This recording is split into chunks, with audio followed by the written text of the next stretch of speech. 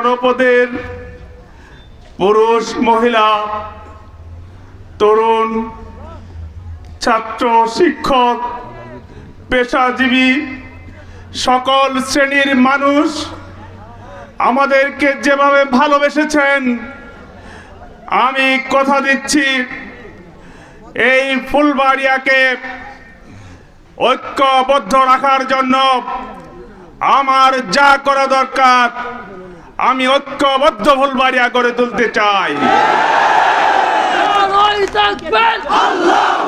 ফুলবাড়িয়াবাসী,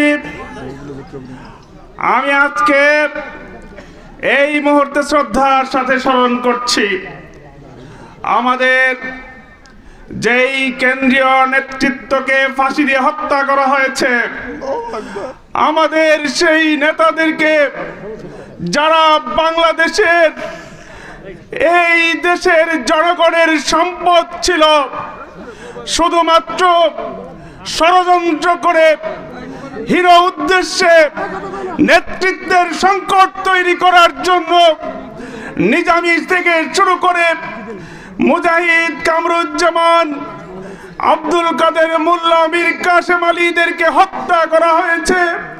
তাদেরকে আজকে আমি শ্রদ্ধার সাথে স্মরণ করছি। প্রিয় ভাইরা আমার, আজকে আমরা আরো শ্রদ্ধার সাথে স্মরণ করি এই দেশের ৭১-এ যারা শহীদ হয়েছেন, সেই সব শহীদ মুক্তিযোদ্ধাদেরকে স্মরণ করছি। আমি গভীর শ্রদ্ধার সাথে স্মরণ করছি এই ২৪-এর গণ অভ্যুত্থান বিপ্লব না হলে পরে বাংলাদেশের মানুষ মুক্তির স্বাদ পেত না।